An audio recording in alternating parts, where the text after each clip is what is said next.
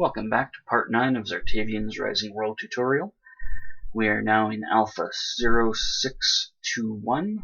There's been some minor changes and some interesting additions. We'll cover that in a later video though. Right now we're going to cover a few things. First off, crafting lights at the workbench, the loom, and some uses for cloth and whatnot. So let's start over here. At the standard workbench, you'll have a variety of different lighting options. Right? You have torches, you have wooden torch mounts, you have ones that require iron, you have ones that are strictly for the wall that are a little more decorative. You have more of the tiki torch style that you can create and stand in the ground. They stand roughly the same height as your player. There's a giant metal brazier that you can get in place, and then there's 4 different kinds of ceiling lanterns that just hang from the ceiling. They're fairly small and simple, but they do the job. There are 2 kinds of outside shape. You've got a round one and a square one, and they both come either opened or closed. The closed one lights up, looks good. The open one, you actually see the fire and it flickers and dances and does all its business, so it looks like an authentic fire in there. But as you can see, they basically are identical other than whether they've got glass or not. And regardless of which flavor you're going to go for, it's all 1 iron plate. With the other fixtures that I mentioned, some of them are more expensive. The big brazier requires 12 iron plates and 16 rods, which comes from 4 plates. So you're looking at 16 iron ingots to craft this thing altogether, and then a log to fuel it. The garden torch is just some sticks, that's no big deal. To get your sticks, you get a log, that gives you 4 lumber, that gives you 16 sticks, so out of 1 log you can make 2.5 of these things, roughly. And the other torch mounts, they're iron plate as well, iron rod. And the wooden torch mount is just a stick, same as the torch. And you get 2 of both for your 1 stick. So they're a real good way to go early in the game when you need lots of lights and you need them cheap because you don't have iron yet. Once you've got the crafting bench, you can also build the loom. Looks something like that. The loom is crafted using 16 lumber and 8 iron rods. It's universally accessible, so it doesn't matter from which side you're working. It will always allow you to work with it. It's not like the chests where you have to be on the front side or it won't allow you to open them. The loom is not particular, so you can place it whichever way fits best with your setup. Once you're in the loom, you've got 2 options, resources and camping. Each of them has 1 option. Under the resources, you'll see you can make cloth by burning 4 wool at a time. So let's make some wool. Actually, I've got lots of wool. What I need to do is make cloth. Okay. So, as you can see now, I've got the wool in my inventory, and I can make a maximum of 16 pieces of cloth. So we craft those up, and then from there, we can craft a tent using 16 pieces of cloth. So, 1 full stack of wool, that's shearing 2 sheep. Each sheep will give you 32 wool, so you shear 2 sheep. You've got enough to make the cloth for a tent, and a tent is very handy. Tents have a couple of options. Not just a place to sleep, and you set it up with the right mouse button just like everything else. When you aim at it and your reticle turns to the circle with 3 dots, you hit F and you have the option for gear. Instead of just sleep, you can store stuff in the tent. So you can throw whatever things in there and then wander off and go get killed by a bear or fall down a hole.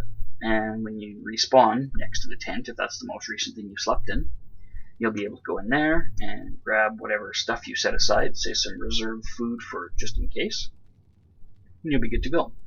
It has 2 rows of 12, so you've got 24 storage there, which is pretty decent. That's 3/4 of what you can store in your backpack here. But you cannot pick up the tent while there's stuff in it. So I put a carrot in there. If I try to try to hold F and unpack it, you can see the message comes up. You can't remove the tent as long as there's items stored in it. So you have to go into the gear, pull that out, and then you hold the F button and your tent will fold back up. And I'm going to put that one away for now. Into the, there we go. And let's put the cloth away. Actually, while I have the cloth, we have a few items to talk about that use the cloth. There's at the saw bench, there's a variety of different furniture and decorations and all sorts of stuff, really. The ones that use cloth primarily are found in the seating. You've got your armchair, requires some lumber and a bunch of cloth. Couch, same thing. The office chair is iron rod, iron plate, and cloth. And both of the thrones require more cloth. There's a few other things that require cloth, but not a lot right now. You have a market stand, uses cloth over top of the stand itself. And you have, under decorations, your window blinds, your curtains, rather, use cloth and iron rods, and they come in all sorts of colors. You can get them in whatever colors you choose, open or closed, so you don't have to settle for all your windows being open. You can get some privacy and some different colors if you like, different patterns. There's a leopard print looking one here, and there's a camouflage one. There's the leopard print. And there's a red to white fade. But they do not operate. So if you make them as closed curtains, that's what they are. You can't open them, and vice versa. So you have to plan ahead a little bit, but it's not a huge inconvenience. The cupboards that you can build in here, I just wanted to mention, they use lumber, and stone and lumber. They are currently just decorative. You can place them wherever you like and rotate them, and you can get them, with the exception of the improvised shelf, you can get them in a variety of colors so that you can get them to kind of fit your style. However, you cannot currently store items in them, no matter how hard you try. But they look nice. Gives you something to line the walls with if you don't have a whole bunch of chests and stuff pushed up against the wall like I do. So that's those. Banisters. Banisters are a fun one. I'll show you how to make those in here. You've got the straight ones that just go along the side of, for example, a balcony. You've got the sloped ones that follow along a staircase. You've got ones that are attached to a wall and are more of a handrail, hence the name change. And then same thing, handrails that follow the slope of stairs. You also have just a closed box metal grid that you can put up there. And then there's some different grates. These are not operable, not like the metal door that looks very similar. The metal door is operable, and you can cycle through the colors with the banisters. With the grates, you can cycle through the colors so that they match your iron door if that's how you're outfitting that area, but they aren't real distinguishable from the door at first glance, so keep that in mind. There's also the shorter version, half as high, and then there's the shorter version again, that's half of that, and then there's the single square sized, so that's basically in place of a individual block. And you can also create some vent covers that look like basically your exhaust vents from a bathroom fan or a kitchen fan, and wooden grates that, well, they do the job. They look more like a sewer grate than anything right now, but I'm sure there'll be others. Now, getting back to banisters just a little bit. They're a bit of a pain to work with, but when you do finally get them to do what you want, it is so satisfying.